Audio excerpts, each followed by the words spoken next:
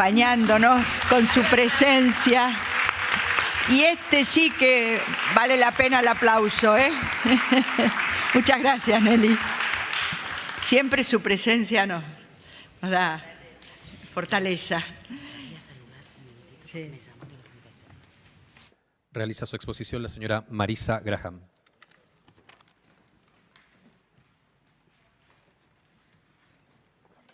Bueno, buenos días a todas, señoras de la Comisión Bicameral y a todos. Yo no voy a tener problemas con el PowerPoint porque no traje PowerPoint, así que me voy a evitar una complicación. Quería decirles que mi plan de trabajo para este concurso de oposición y antecedentes parte del reconocimiento de la existencia en la República Argentina, a lo ancho y a lo largo de todo nuestro país, de multiplicidad de organismos públicos y privados, pero fundamentalmente públicos, que se dedican a la promoción y a la protección de derechos de niños, niñas y adolescentes. Y también quiero decirles que yo estoy convencida que la clave para el éxito de esta nueva institución es evitar la superposición, el solapamiento y mucho más la sustitución de tareas que ya vienen cumpliendo otros organismos extendidamente en la República, con brechas, con diferencias, algunos mejor, otros peor, con las diferencias que tenemos en nuestro territorio, en las jurisdicciones, también en la Ciudad Autónoma de Buenos Aires e incluso al interior de las propias jurisdicciones. Pero a pesar de ese desarrollo, tal vez un poco desigual, yo quiero hacer un reconocimiento a esa institucionalidad que se vino generando a partir de la recuperación de la democracia y como hito fundamental, como dijeron otros compañeros que me precedieron en el uso de la palabra y compañeras, con la sanción de la 26.061. En relación al diagnóstico, por suerte me relevo de una cantidad de cosas que comparto con los anteriores exponentes, pero sí quería resaltar una cuestión particular que es el tema de la pobreza. La pobreza ha aumentado en la República Argentina en estos últimos tiempos y así nos los marcan todos los recolectores y las organizaciones de datos que tenemos dispersas en todo el país, desde UNICEF hasta el Barómetro Social, hasta el grupo de la Gino Germani, de las universidades, hasta las propias relevamientos que hizo la Secretaría de Niñez, Adolescencia y Familia, etcétera, nos hablan de un aumento de la pobreza y fundamentalmente un tema que a mí me preocupa muchísimo, que es el tema del hambre, ¿no? 1 de cada 10 niños viven en hogares con deficiencias en el acceso a la alimentación. Me parece que en un lugar como la República Argentina no podemos permitirnos tener este tipo de indicadores y es algo a lo cual tenemos que tener muchísima atención. Después pasa una revista rápida, el tema de la vivienda, del déficit habitacional, sobre todo en las grandes ciudades, el tema de los espacios de cuidado, que todavía registramos déficit de cobertura, de financiamiento y de calidad.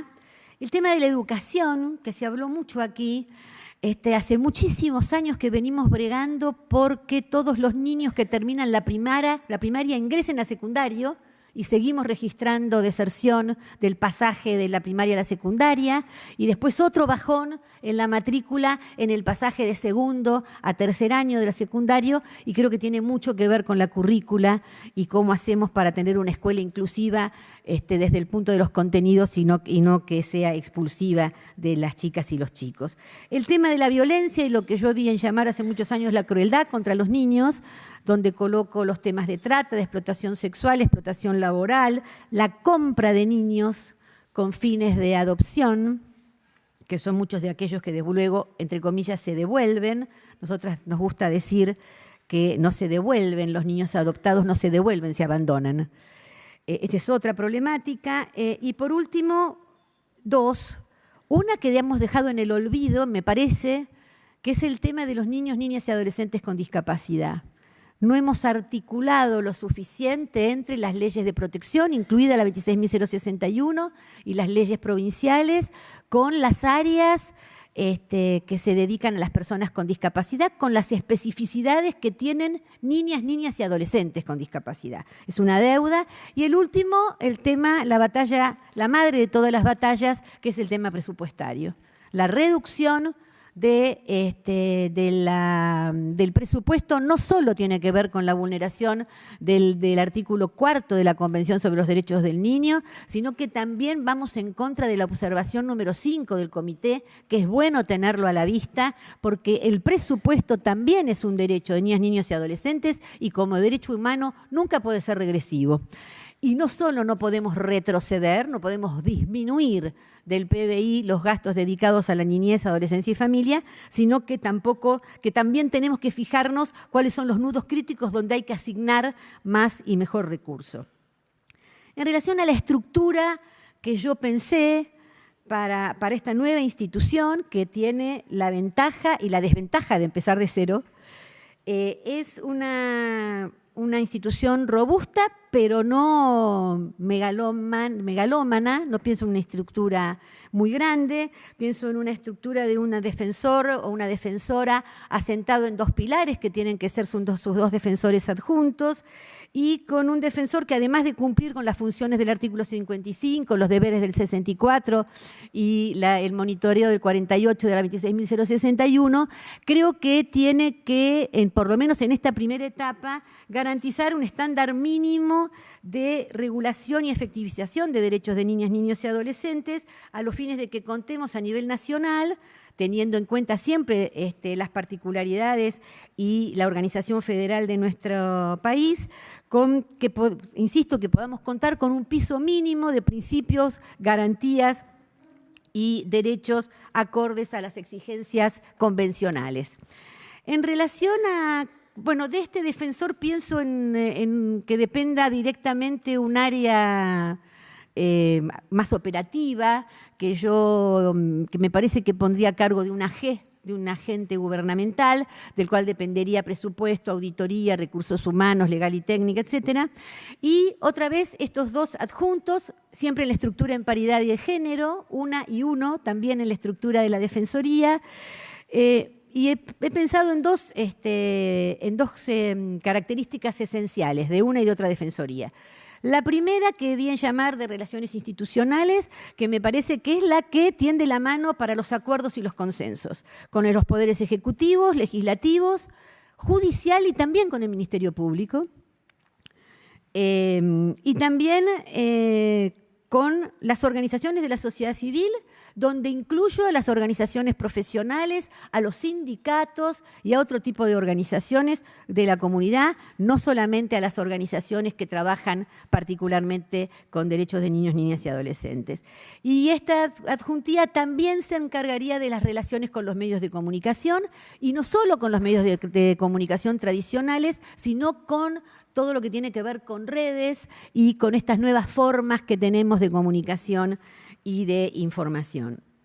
Y la segunda adjuntía, que yo le asigné las tareas más de supervisión, monitoreo y control.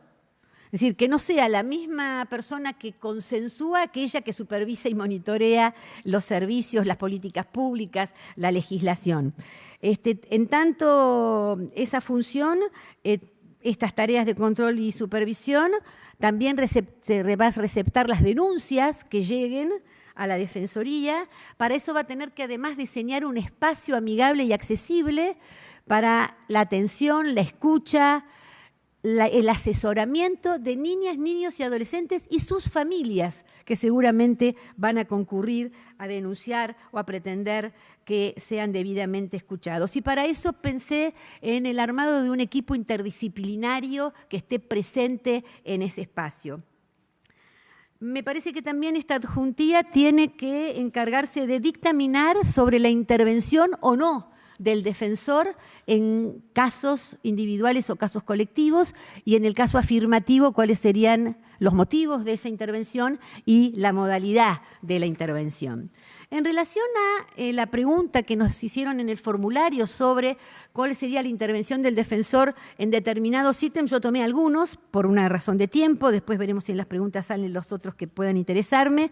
En el tema de promoción, yo creo lo que ya se ha dicho aquí, que necesitamos en una sociedad que todavía es marcadamente patriarcal y adultocéntrica, visibilizar los derechos de las niñas, niños y adolescentes. Se habla de problemas, se habla de problemáticas y en realidad atrás de cada problema o cada problemática hay un derecho vulnerado, hay un derecho amenazado, hay un derecho violado y me parece que así debemos hacerlo, que lo viva la comunidad, la sociedad en general.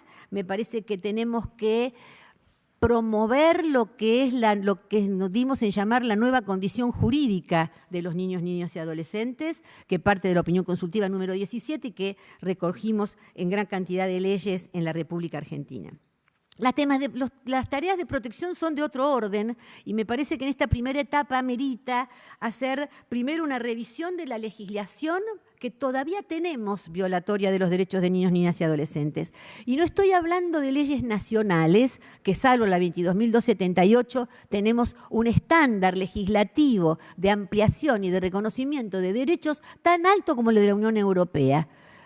El hiato entre lo que dicen las normas y la realidad es otra cuestión, pero tenemos normas realmente a la altura de las circunstancias. Pero estoy hablando de normas de otro rango, que están por debajo de las normas nacionales. Tenemos resoluciones, decretos, protocolos, manuales de procedimientos que son violatorios de los derechos de los niños y me parece que ameritan una revisión a los fines de proponer su reforma, su modificación o su derogación. Me parece que la otra tarea es la identificación de la ausencia de políticas públicas o la detección de políticas públicas deficientes para cumplir con determinados cometidos y allí articular con los poderes ejecutivos para promover y consensuar el diseño de estas políticas o el fortalecimiento de esas políticas deficitarias. Y por último, la identificación de prácticas violatorias de los derechos de los niños. Podemos tener las leyes, podemos tener las políticas públicas, pero como decían bien, creo que Claudia Bernaza, todavía tenemos un tema cultural que hay que resolver. Todavía tenemos que está asociado a la violencia institucional, que está asociado a la violencia hacia los niños, que es no reconocerles el lugar que ocupan como nuevo sujeto colectivo. Me parece que la actuación frente a casos individuales, según mi criterio, es siempre por excepción, es excepcional, y frente a casos especial y particularmente graves, emblemáticos, de especial vulnerabilidad de derechos de niñas, niñas y adolescentes, y siempre frente al defecto o ausencia de una defensa técnica eficiente. Y ahí vamos a tener que tener necesario diálogo permanente con los organismos pares y los organismos de protección de las provincias en el respeto de nuestra estructura federal de gobierno. En relación a las acciones de incidencia colectiva, que es muy interesante, que es lo que plantea en general todos los organismos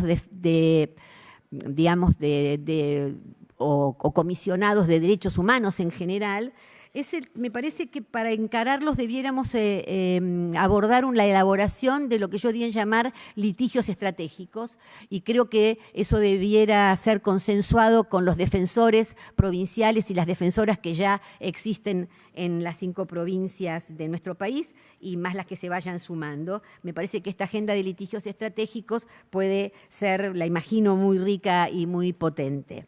En relación al federalismo veo 2 vertientes. Una vertiente que es tener articulación, además con la bicameral, por supuesto, sobre todo en la primera etapa, en una institución nueva que se va a ir armando y se va a ir desarrollando en el tiempo, sino también con un excelente espejo donde mirarnos, que me parece que es el Consejo Federal.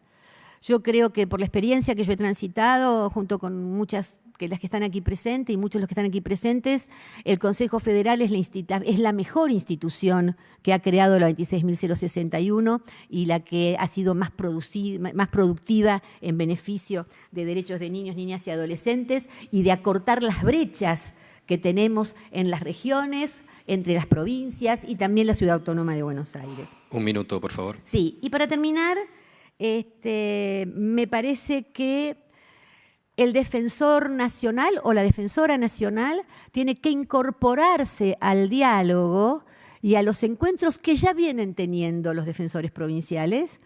Y simplemente lo que yo agregaría es, o propondría, es generar un espacio federal, un espacio estable y horizontal, y que sea este espacio, este defensor nacional, acompañado horizontalmente con los defensores provinciales o las defensoras provinciales, el que abogue y el que se presente frente a las autoridades, incluso gobernadores y gobernadoras de otras provincias, para promover la designación en territorio, en cada uno de los territorios de instituciones análogas a la que hoy estamos convocados. Me parece que, para volver al principio, el desafío es una articulación virtuosa, el desafío es no superponernos, no pretender sustituir nada. Me parece que se trata de fortalecer, se trata de acompañar, se trata de procesos de construcción colectiva que nos pongan a la altura de las circunstancias y frente a los viejos y a los nuevos desafíos que los derechos de niñas, niños y adolescentes aún nos demandan. Gracias. Gracias. Tiene la palabra senadora Gladys González. Hola, gracias por la exposición. No, gracias a ustedes. 3 preguntas. Sí. En el Congreso se han presentado algunas iniciativas de adopción prenatal. Quisiese saber cuál es su opinión sobre el tema. La segunda es saber qué haría usted si fuese defensora frente a un caso específico de un juez que, con la argumentación de SAP, revincula a un niño abusado con su denunciante, con el padre que es denunciado. Y el tercero, los títulos, nada más, 3 primeras medidas o acciones que usted haría para poner a la infancia en un lugar de mayor preponderancia en la agenda pública. Bueno, qué interesantes las 3. Bueno, a ver, adopción prenatal yo la veo como muy arriesgada. Me parece muy riesgosa la adopción prenatal. Muchos de los que estamos aquí, muchas de las que estamos aquí, venimos luchando hace muchísimos años, y cuando digo muchos, lamentablemente para mí son muchísimos años, contra lo que nosotros llamamos la guardapuesta, la guardadecho. Yo creo, lamentablemente, por la estructura de país en el que estamos, que la adopción prenatal va a generar una oferta que una demanda que va a traccionar la oferta, y esa oferta en general, me temo, pueda venir de los sectores más postergados, de las mujeres más pobres o empobrecidas. Yo pensaría en otras alternativas. Me parece que la adopción prenatal es algo así como elegir una madre para mi hijo. Y va en contra de incluso la nueva normativa del Código Civil y Comercial de la Nación, artículos 607, 608, 611. Yo la veo como una iniciativa que corre muchos riesgos y que no creo que resuelva el tema de fondo que se pretende resolver. Humildemente esa es mi opinión. En relación al síndrome de alienación parental, yo me pronuncio absolutamente en contra del síndrome de alienación parental. El síndrome de alienación parental surge después de la caída del mito del niño fabulador, cuando no pudimos seguir diciendo que los niños fabulaban, porque la convención decía que los niños tenían derecho a expresarse libremente y a que su opinión sea debidamente en cuenta, apareció la construcción científica del síndrome de alienación parental, que fue defenestrado no solo por especialistas en la República Argentina, como Eva Giberti o Juan Carlos Volnovich, sino por toda la ciencia psi en el mundo. Yo no creo en esa alienación parental, creo que es un refugio que han tomado aquellos que todavía no creen en la palabra de las niñas, niños y adolescentes, por lo cual creo que hay que oponerse francamente a esa revinculación. Si hay revinculación con un padre agresor, habrá que ver cuáles son las circunstancias, pero nunca que el niño miente o que la niña miente. La presunción es que el niño o niña dice la verdad. Y la tercera efectivamente, yo creo que nos ha costado muchísimo, muchísimo en la República Argentina, mucho más que en otros países de la región, colocar el tema de los derechos de niñas, niños y adolescentes en la agenda pública. Y a veces tenemos adelantos y a veces estamos en etapas de retroceso. Y yo creo que este es un momento donde tenemos que reforzar la presencia de los derechos de niñas, niños y adolescentes, otra vez por lo que dije o traté de explicitar en mi exposición hace un ratito. Me parece que estamos todavía en una sociedad que no termina de concebir a los niños, niñas y a los adolescentes como sujetos pares desde el punto de vista jurídico, sujetos que hoy además se presume su capacidad. Y yo creo que los niños son iguales a nosotros, son seres humanos, son personas. Lo único que merecen es una protección especial por su condición de ser personas en desarrollo, pero no tienen ninguna otra diferencia. Todos vinimos de ahí, todos pasamos por ahí. Muy bien. ¿Alguien más? Yo. Sí, Carla, la diputada Carla Carrizo. Sí, acá. Perdón. Sí, me parece un tópico importante el tema de trata. Lo trataste al principio y a veces se trata en forma confusa porque se mezcla adopción. Adopción no es trata, claramente. Claramente. Hablamos de compra-venta. Compra-venta de chicos es un delito penal.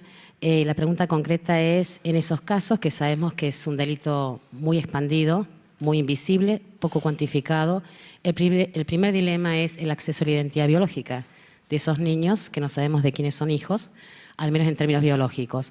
Yo me opuse, la verdad, a que el Banco Nacional de Datos Genéticos, soy diputada radical, perdiera su universalización. ¿Cómo pensás como defensora, sobre todo en las áreas, hay mapas de riesgos donde el delito penal es más incisivo? ¿Cómo articular una respuesta cuando por ahí no tenemos los instrumentos para un acceso que garantice el acceso a la identidad biológica en el caso del delito penal de trata en infancia? Segundo, he visto en todos los planes de trabajo, es una cosa interesante el tema de la articulación con el Consejo Federal, y es un gran organismo, pero lo he visto también en las otras, y la pregunta es, ahí el defensor del niño articula con la voz del Estado, a veces la ONG también. Me gustaría saber si pensás implementar alguna línea directa con los protagonistas. Algunas provincias tienen la 102, a veces funciona bien, a veces mal. Lo interesante es cómo pensás un poquito, el defensor del niño nacional debería un poquito, monitorear cómo funcionan también los servicios en las provincias, si hay una línea nacional que tenés pensado para que los protagonistas usen esa defensoría independientemente de las intermediaciones de consejos y demás, que obviamente son una fuente de articulación potente. Esas dos preguntas. Bien. La primera, definitivamente la compra-venta de niños no es trata. La trata es un delito complejo que no deriva nunca en la compra-venta de niños. La compra-venta de niños en la República Argentina, que no está tipificada en el Código Penal, pero sí está en la Constitución, en el artículo 15 de la Constitución Nacional. La verdad que creo que el primer desafío es tipificar el delito de compraventa en el Código Penal. Y es un doble desafío porque los intentos que se han hecho de proyectos siempre terminan penalizando a la biológica que entrega o vende al niño. Entonces seguimos siempre cortando la cadena por el eslabón más débil, por lo cual me parece que tendríamos que hacer algo similar a lo que hicimos con el delito de trata, que es tipificarlo y exculpar o eximir de responsabilidad a las familias y a las mujeres que en situación de vulnerabilidad entregan a sus niños o a sus niñas en adopción. En relación al tema del derecho a la identidad que me planteabas, es un tema muy importante porque justamente, primero, la compra-venta de niños lo que hace es colocar al niño allí sí en situación de objeto. Los niños, las niñas y los adolescentes, las personas, no nos compramos y tampoco somos donadas ni las podemos admitir como regalos. Digo esto porque yo he tenido señoras enfrente de mí que a mí me dijeron, yo no las compré, a mí me las regalaron. Entonces tampoco se aceptan como regalo las niñas, niños y adolescentes. Pero además de eso violamos una cantidad de derechos. El derecho a la identidad, el derecho al origen, a la propia historia, a la familia, al derecho a vivir en nuestra propia familia, el derecho a conocer a nuestros padres, etcétera. Y además con una idea de que vamos a salvar a esos niños de la pobreza, ¿no? Porque la compra-venta siempre ha sido vista como que si tiene un fin, que no es ni de explotación sexual ni de explotación laboral, y yo lo compro porque lo voy a amar y le voy a dar un estatus superior al que ya tiene, esto lo hemos visto promovido por los medios de comunicación, estamos en un problema. A mí me parece que, como todo delito o cuasi delito todavía, está oculto. Entonces es muy difícil y me parece que lo que hay que hacer, por más que sea duro, porque yo sé que es duro, es aplicar a cabalidad las nuevas normas del Código Civil y prohibir la entrega directa y negarles efectos a las situaciones de hecho y a la guarda de hecho. Me parece que esa es la vía por la cual podemos entrar. Porque cuando empezó, tanto en la Ciudad Autónoma de Buenos Aires como en la provincia de Buenos Aires, a registrarse que algunos jueces restituían niños a sus familias de origen, porque algún juez o alguna jueza recibía, y además tenía la vocación de hacerlo, ¿no? Y la decisión política de hacerlo, de arriesgar su judicatura, se enteraron de que ese niño estaba en una guarda de hecho porque había sido comprado o adquirido de alguna manera irregular, han restituido a los niños. Y eso hizo que bajara en la capital federal y en la provincia de Buenos Aires. Sin embargo, empezó a suceder que empezaron a ir a otras provincias. Migraron y empezaron a hacer los trámites de adopción en otras provincias. Por lo cual, el tema es muy dificultoso para resolver el tema de la identidad. No sé si le respondí la pregunta. Muy bien. Y me hizo otra. Sí, en relación al Consejo Federal. Yo digo el Consejo Federal porque allí están representadas todos los organismos de aplicación. Y en relación a las líneas, a la línea 102, yo he transitado por el esfuerzo brutal que implica en cada provincia conseguir que las empresas de telefonía nos otorguen o le otorguen al Estado nacional o provincial una línea de 3 dígitos. Es sumamente complejo y nos llevaría los primeros 5 años de la Defensoría.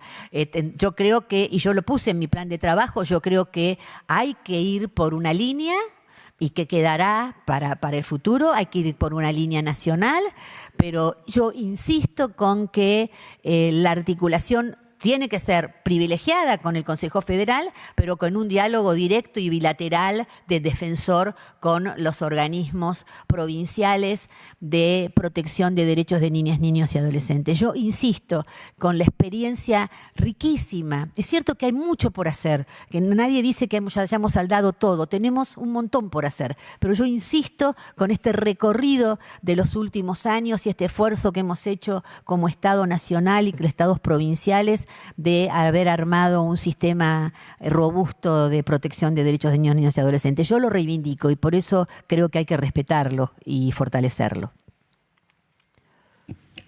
Sí, diputada Mercado. Primero ella me había pedido, después.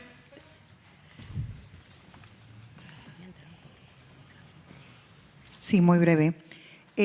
A pesar de que la ley 26061 lo establece, yo quisiera consultarle cómo institucionalizaría la relación entre esta bicameral y la Defensoría del Niño.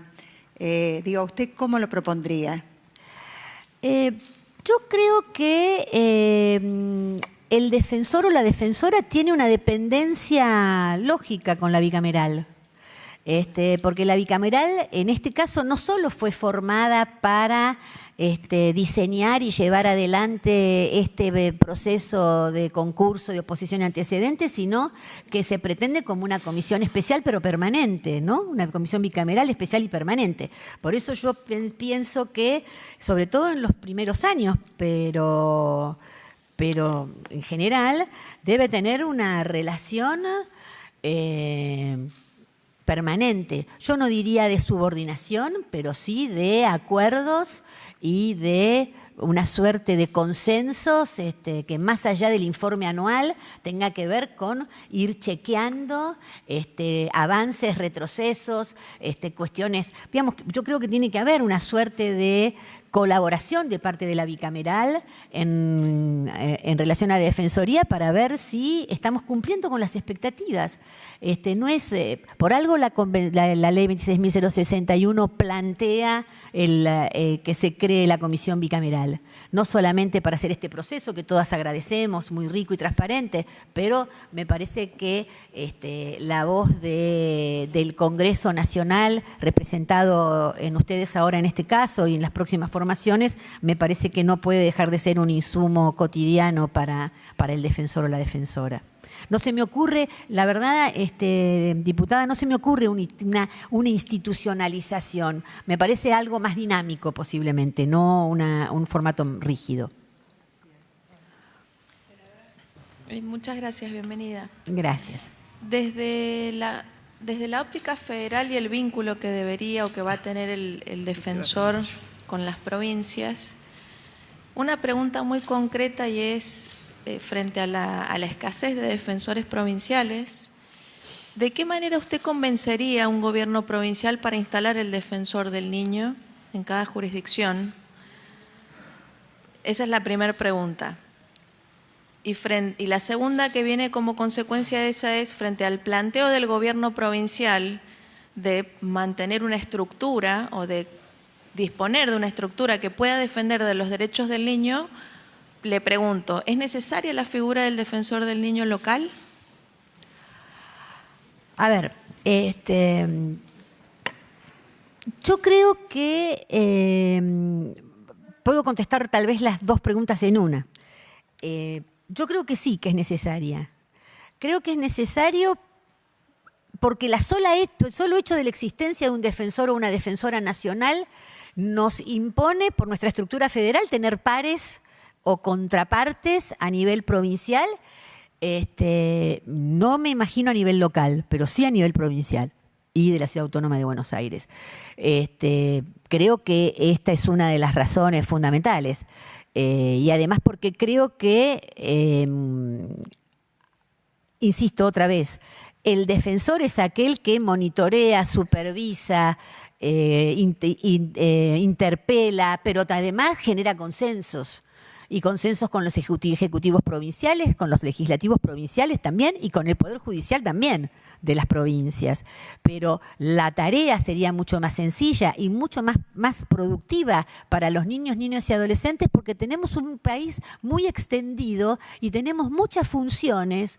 Yo soy como buena bonaerense, soy muy respetuosa de la estructura federal de la República Argentina y creo que es muy importante tener un par para que las provincias, nuestras provincias, nunca sienten que se ven afectadas por muy entre comillas y muy en desacuerdo con la bajada de la nación a las provincias. Entonces me parece que es muy importante que exista un defensor. Y por estas mismas razones convencería al defensor, teniendo en cuenta además que la ley 26.061 es una ley nacional que se propuso como paraguas de el resto de la legislación provincial y que la mayoría de las legislaciones de protección de derechos de niños, niñas y adolescentes de nuestras provincias, salvo las que son anteriores a la 26.061, han tomado ejemplo de la normativa nacional. Me parece que con esos argumentos tendría alguna chance de poder convencer a algún gobernador o alguna gobernadora, siempre acompañada de las experiencias de otras provincias que ya lo han hecho y mostrando los resultados de las defensorías provinciales. Muchas gracias. Gracias a